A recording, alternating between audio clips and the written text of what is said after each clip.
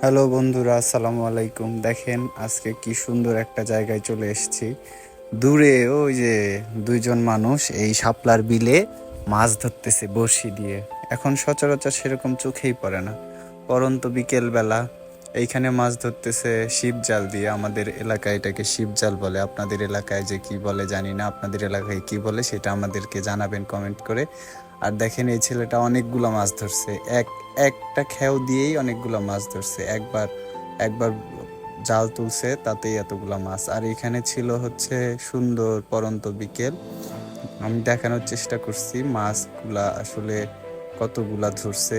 একবার এতগুলা মাছ আসলে সবসময় ওঠে না, সৌভাগ্যক্রমে সেবার উঠছিল। আপনারা দেখেন, তো ছেলেটাও খুব খুশি হয়েছিল।